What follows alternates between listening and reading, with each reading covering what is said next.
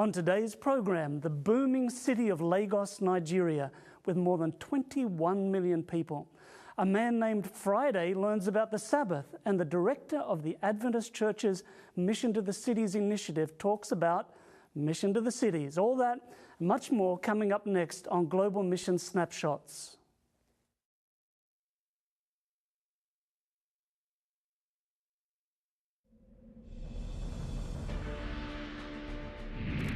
Just before he went up to heaven, Jesus gave us a command. He gave us a mission. Jesus said, "Go. Go unto all the world, telling them of His love." This is our mission. This is our global mission.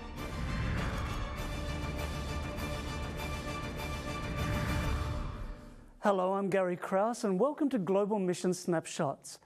The international mission landscape is a complex mix of cultures, peoples, beliefs, places and stories. Stories of people answering God's call to carry the good news to every country, language and people. Today you can visit any major city and find people from almost every country of the globe. On today's program, we'll visit Greece to find out how a Nigerian immigrant discovered the Sabbath. We'll also talk with video producer Earley Simon about his trip to Lagos, Nigeria, one of the fastest growing cities in Africa. And we'll talk to Dr. Gerson Santos, director of the Global Mission Urban Ministry Center, who also heads up the Adventist Church's Mission to the Cities initiative. But first up, let's meet a family in Serbia who dreamed of having a church in their own hometown. When they were growing up, cousins Magdalena and Eva heard the grown-ups talk about their dream of having an Adventist church in their town. The two grew up in Bajmak, now part of Serbia, not far from the Hungarian border. Auntie Helen's dream was, would we ever have a church in Bajmak where they all born? Magdalena moved to Australia, but she never forgot her hometown and her family's dream. During a recent visit to Bajmak, Magdalena and Eva sat and sang together in their newly finished church, and they remembered that dream. And they all dreamed that one day we will not come together in somebody's kitchen, but we will have a little church to come together. Magdalena remembers when her aunt died and left her some money. She and other relatives asked Eva to not send money, but to build a church, and so the dream started to become a reality. Friends and family pitched in. Joseph, who was an elder for a long time in Subotica Church, Joseph Polkovic, who passed away already, he worked tirelessly on this church building. He was not well himself, but we never paid him. He would never take any money for it. And other people started helping too. Eva's husband was also supportive, even though he is not a member. He had his friends on lunch, and he turned to one of them who was a factory manager who built furniture. "What about you?" And he said, "What about me?" He said, "These people build a church. Can't you donate something?" He said, "What can I do?" And then, of course, the men turned to Eva and myself. And we said, well, we need lots of things, but amongst a lot of things, we need a pulpit. "Oh, what's that?" Eva quickly ran to get a brochure and showed him a picture of a simple pulpit. "Oh, that's the pulpit." He said, "Oh, something like that I can make." And we asked him how much that would cost. He said, "Nothing, that will be my donation." A man who had nothing to do with our church, but a friend of Eva's husband. All the pews in the new church were also built by Eva's husband's friend. And though he charged for the materials, he didn't charge anything for the labor. Magdalena and her family haven't stopped dreaming. Now their dream is that the church will grow. Joseph always said, if this church is small, we will push out that back wall and we come towards this back building. So we build a bigger church. May God help us that church will be made bigger, that there will be no room in this church before Jesus comes, that it will be too full, that we have to make it bigger. This is the little church that is, here in Baimak. Please pray for Eva and for the small group of believers. And please pray for other small groups who are dreaming of a church in their town or village. And I feel very happy that the dream of my ancestors come true.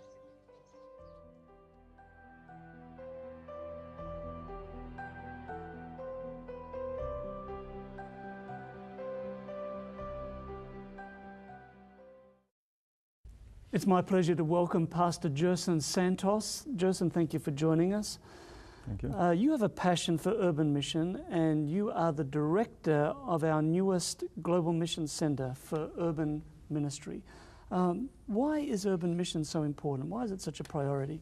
I believe the main reason is that because we have more people living in the cities than any place else in the world. I mean, the urban population is growing so fast. Another reason is that large cities present a lot of challenges, but also ministry opportunities. Mm-hmm. So I guess these are the main reasons. Now, more than 100 years ago, Adventist founder, leader, prophet Ellen White said that the church had neglected the cities. Mm-hmm. Did we fix that? Did we stop neglecting them? I don't think so. Considering large cities, and when you see, even areas that the church is growing, when you compare the growth, the fast growing rate of the urban areas with the church growth, we are not following that. Mm. So it still have a lot to be done. And I think if she was alive today, she would give us even stronger advice to focus the cities and start new ministries in the cities. You know, our focus has tended to be on rural areas, villages, small towns, because it's easier, it's more comfortable, that's what we're more familiar with. And do we need different methodology for the cities, or do we do the same thing that we do in rural areas? I believe that the principles are the same.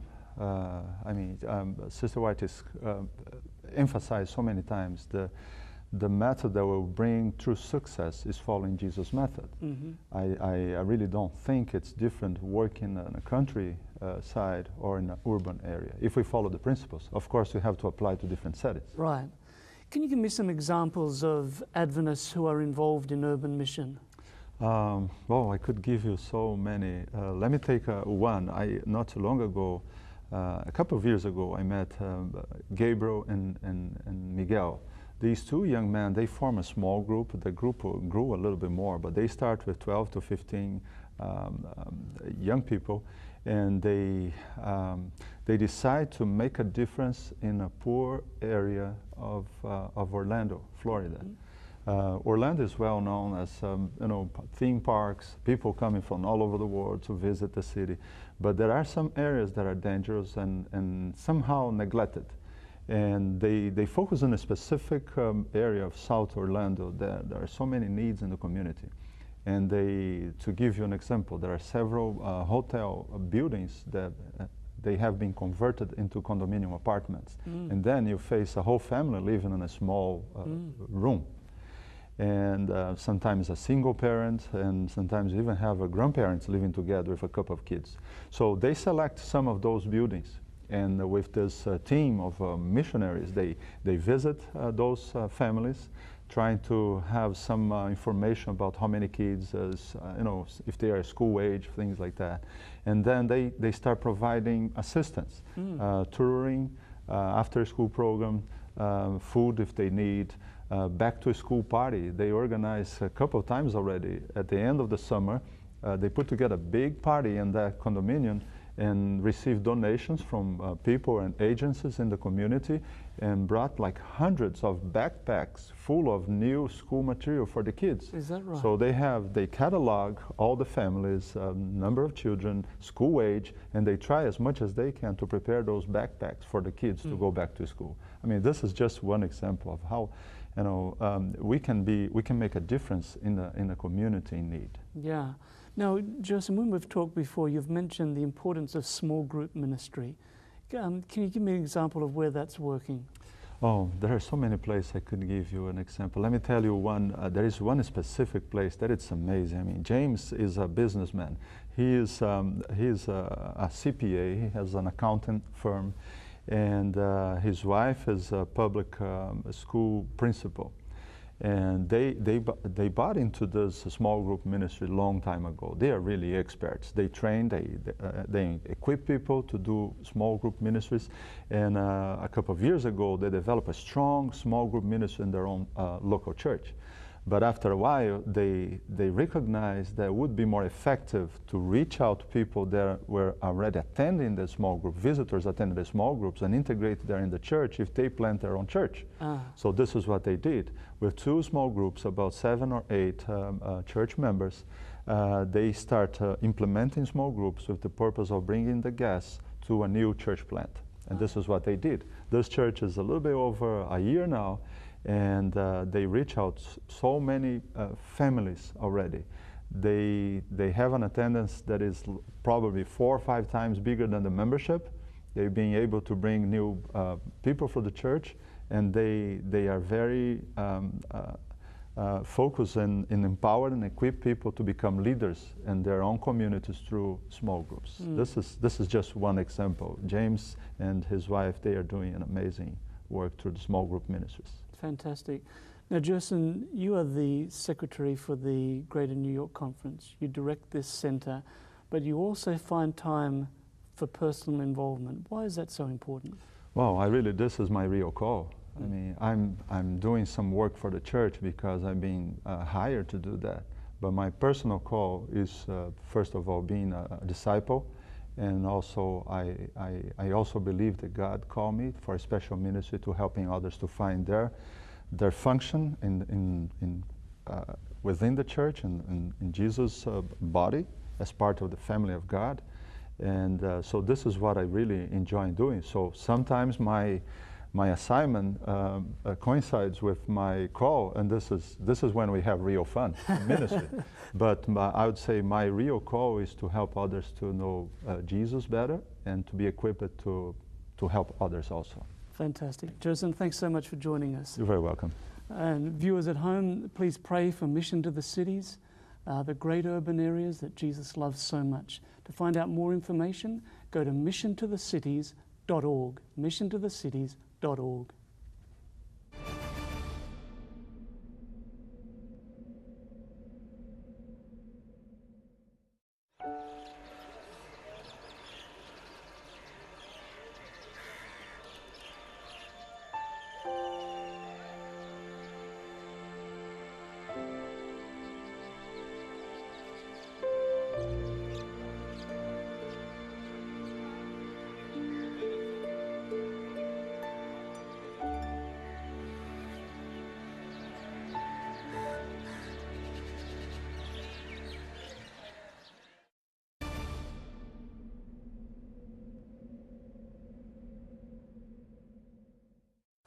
Earley Simon is a video producer with the Office of Adventist Mission and also the producer of this program, Global Mission Snapshots.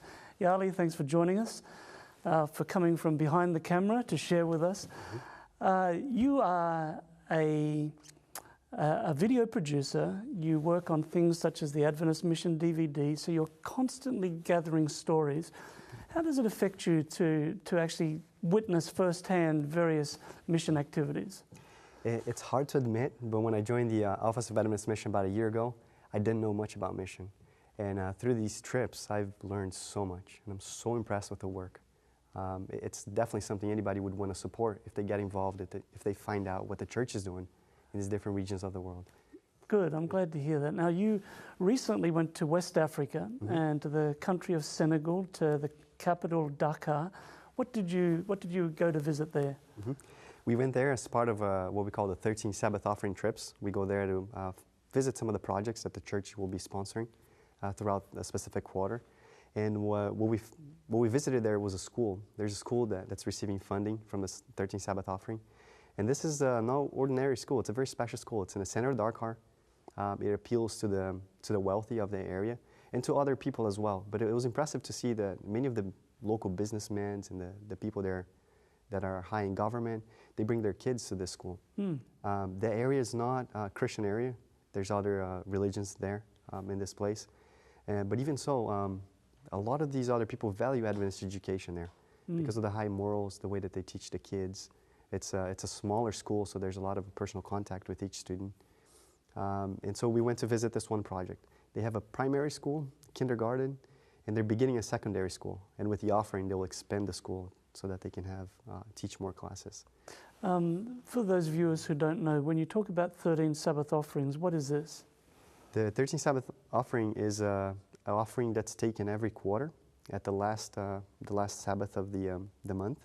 And this offer goes to help projects like schools, churches, health institutions, radio stations, TV stations. It's probably has sponsored some in the past.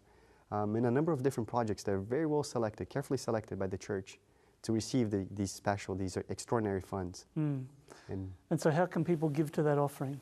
It's very easy. If you attend a Seventh-day Adventist church, you can just pick up one of the envelopes and mark that for the 13th Sabbath.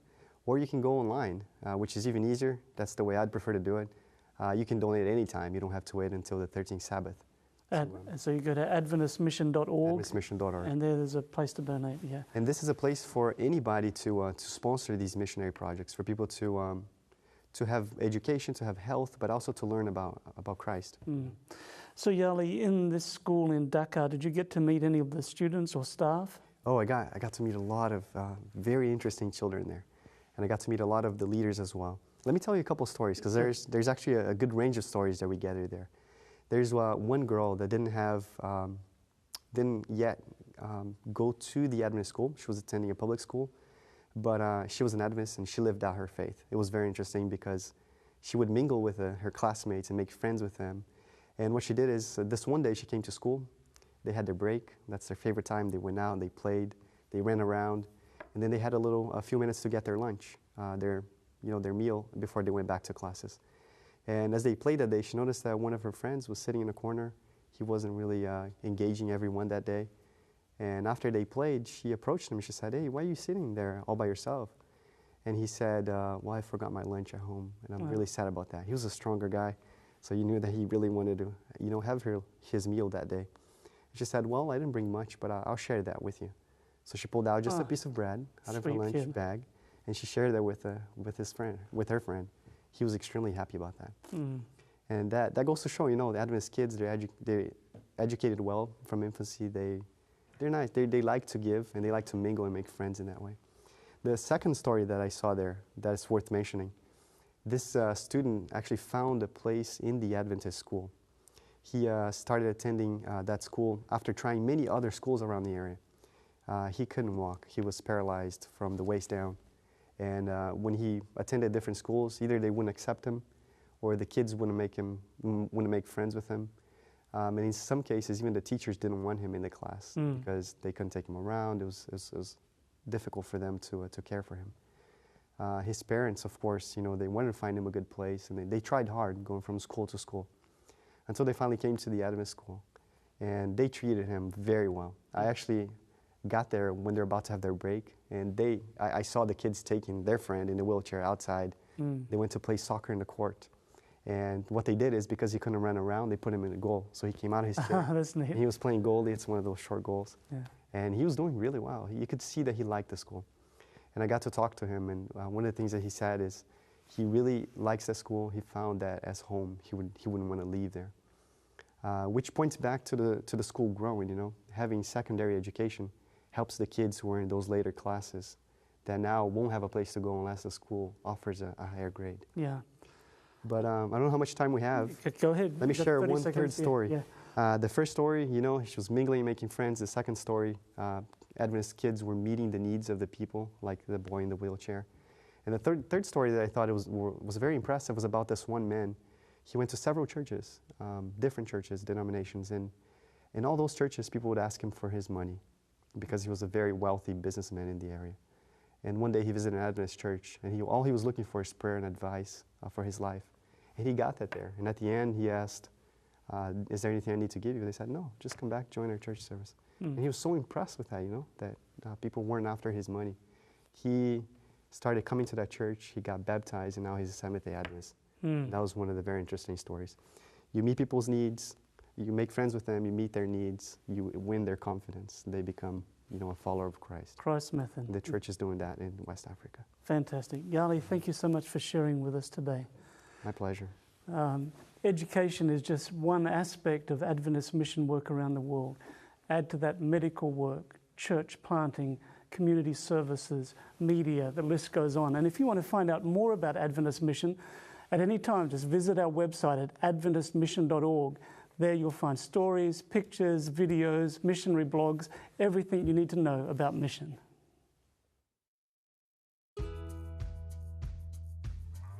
This is Friday Michael, and here is his story about the Sabbath. Friday grew up in a Christian home in Nigeria. When he finished school, he moved to Greece in search of better opportunities. As he arrived, he joined a Sunday worshiping church in the city of Athens. However, Friday did not attend services often. He was more concerned with money making, and the church seemed like a setback. Right away, things started to go financially well, but Friday had no peace. He felt something was missing in his life. So at the beginning of a new year, he made a resolution. He pledged to read the Bible more and get to know God intimately. One day, as he was reading the book of Exodus, he was surprised with God's commandment in regards to the Sabbath. So he brought up the issue to his baptismal class teacher. Although his class teacher could not show from the Bible, he was adamant that God had changed the seventh-day Sabbath to Sunday. He said that Saturday worship was only for the Jews. Friday struggled with this in his head when suddenly a strange man at a bus stop approached him and asked him, "Are you a Christian?" Friday was startled by the direct question and told the stranger that he was a confused Christian. Then the man said, "You know, people who worship on Sunday are confused about God's express requirements." The man left as quickly as he came. Friday was awestruck with the stranger's comment. Now he was determined to find answers, so he went to his Sunday church pastor. I now brought this issue to him and said, I'm having a problem concerning the Sabbath day. Which day is the Sabbath? Because from what I'm reading in the Bible, the seventh day, and I know it's Saturday. He now said, yes. He said, you are correct. He said, when I was a young Christian, I also found this out. I said, why do we worship on Sunday instead of, he said, look at the world, everybody worships on Sunday. It doesn't matter which day you worship, whether Friday, Saturday, Sunday, Monday, Tuesday, any day, it's okay. Friday left the pastor's office, reluctant to conform to the crowd. A verse found in Ezekiel 20:20 kept coming to his mind. And keep my Sabbaths holy, that they may be a sign between you and me. God was showing him light, and unlike his previous pastor, Friday wanted to walk in this new light. So as he headed home, he saw the bookshop where he purchased his Bible. So he went in. The owner of the bookshop was very friendly. He listened to Friday's questions and advised him to visit a Seventh-day Adventist church nearby. The man quickly pulled up a map and pointed Friday to a Greek Seventh-day Adventist church. That Saturday, Friday got ready and visited the Greek Adventist church. He felt peace in his heart, and at the end he was told there was an international congregation as well. He was thrilled. He could now learn the Bible and worship in his own language. Friday started attending the International Church and began taking Bible studies. He found many answers from the Word of God. His religious life has never been stronger. Today, he reads the Bible more, understands it better, and is definitely more intimate with God. This Sabbath, Friday thanks the World Seventh-day Adventist Church. It is your faithful support that sponsored an international congregation in Athens.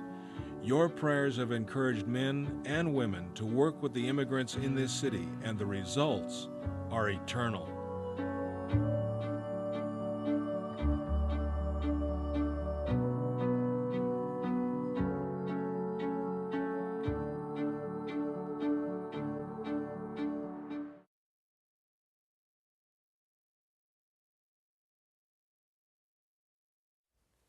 We like to call that video Friday's Sabbath. What a wonderful story.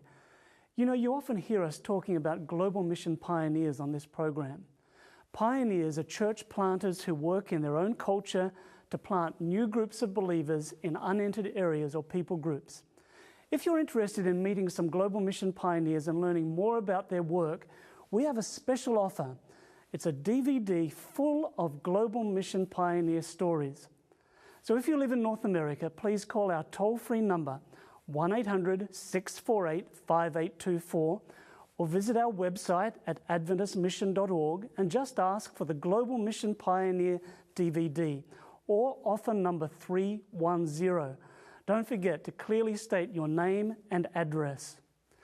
So on behalf of Adventist missionaries, pastors, teachers, and global mission pioneers who are serving in mission around the world, thank you so much for your continuing prayers and financial support.